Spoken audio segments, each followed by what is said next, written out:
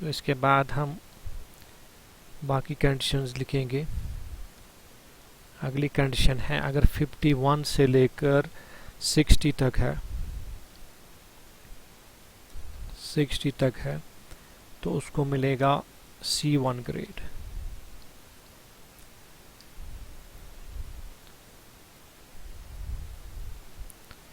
उसके बाद और एक कंडीशन है अगर 41 से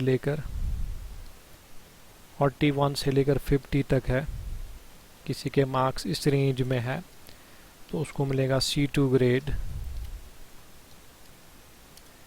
अगर इसी तरह किसी के मार्क्स जो है 33 से लेके 40 तक हैं, 40 तक हैं तो उसको मिलेगा D ग्रेड। इसी तरह और एक कंडीशन अगर किसी के मार्क्स जो है 21 से लेकर 32 तक है, परसेंटेज 32 तक है तो उसको मिलेगा D ग्रेड। उसको मिलेगा D तो हम दे चुके हैं, उसको मिलेगा E1 ग्रेड। और इसी तरह अगर किसी के मार्क्स जो है 0 से लेकर 20 तक है, 20 तक है उसको मिलेगा E2 ग्रेड। E1 और E2 दोनों फेल में आते हैं। तो इस तरह से हमने इफ कंप्लीट कर लिया। इसको सेव कर लो और रन करो। तो मैं 70, 60, 50, 60, 70 तो यहाँ पे आप देखो टोटल मार्क्स जो है 310 है। आप यहाँ देख सकते हो this plus this plus this it should B 310। अगर नहीं आ रहा है 310 दैट मीन्स आपने कोड लिखने में गलती की है। कोड को चेक करना है और वो गलती दूर करनी है। इसी तरह फिर मैनुअली आप पेपर पे चेक करोगे, परसेंटेज 62 सही है और एवरेज मार्क्स भी 62 ही आ रहा है क्योंकि डिवाइड बाय 5 है और ग्रेड जो है दैट इज़ B2। तो ग्रेड हमने ऑलरेडी कहा था 61 से लेकर 70 तक B2 है, तो ये बिल्कुल सही है। और आप अपने प्रोग्राम को टेस्ट करने के लिए एक दो बार रन करोगे, एक दो बार एग्जीक्यूट करोगे।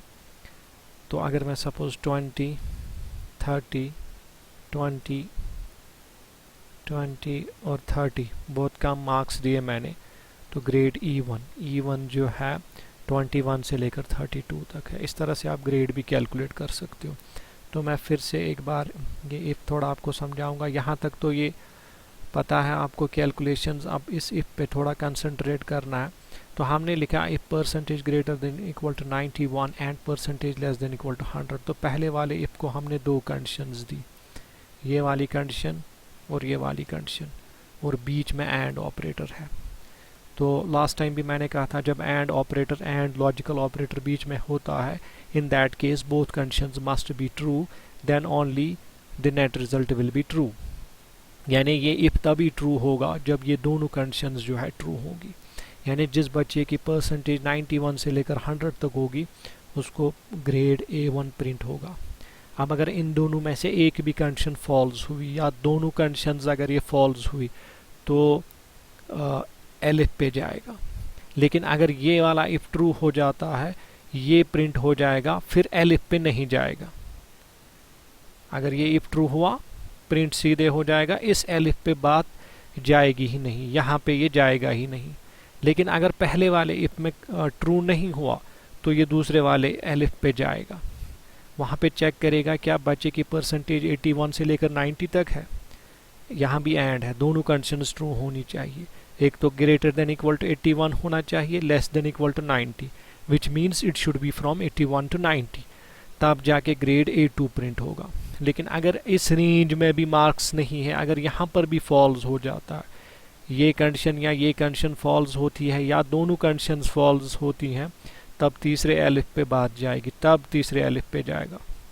और अगर ये कंडीशन भी फॉल्स होती है फिर यहाँ जाएगा, अगर ये भी फॉल्स होती है फिर यहाँ जाएगा, अगर ये भी फॉल्स होती है फिर यहाँ जाएगा, अगर ये भी फॉल्स होती है तो यहाँ जाएगा, अगर ये भी फॉल्स है तो यहाँ जाएगा, अगर ये भी फॉल्स है तो यहाँ जाएगा। लेकिन इनमें से एक न एक तो जाएगा ही, क्योंकि जब आप मार्क्स दोगे 0 से लेकर जब आपके मार्क परसेंटेज जो है 0 से लेकर 100 तक होगी तो डेफिनेटली इनमें से कोई एक तो होगा ही होगा। लेकिन अगर आपने कुछ ऐसे वैल्यूज़ दिए जिसमें परसेंटेज जो है उसका वैल्यू ग्रेटर देन 100 अगर आया, जैसे आपने मार्क्स दिए 300 400, तो फिर डिवाइड बाय 500 जो आप यहाँ पे कर रहे हो वो तो ओब्वियसली परसेंटेज जो है बहुत ज़्यादा आएगी। इन दैट केस इनमें से कोई इफ भी ट्रू नहीं होगा। या आपने कुछ ऐसे वैल्यूज़ दिए कि परसेंटेज की कैलकुलेशन जो है वो बिलो 0 हो गई, अगेन इन दैट केस इनमें से कोई भी ग्रेड डिस्प्ले नहीं होगा। तो अगर आपकी परसेंटेज 0 से लेकर 100 तक है, इस रेंज में है, इनमें से कोई ना कोई एक इफ़ ट्रू हो ही जाएगा और वो कॉरस्पॉन्डिंग ग्रेड जो है डिस्प्ले होगा। आज हम इतना ही पढ़ेंगे। Thank you. और एक बात, असाइनमेंट सबमिट करना, अदरवाइज़ अपने ग्रेड का भी ख्याल रखना। Thank you.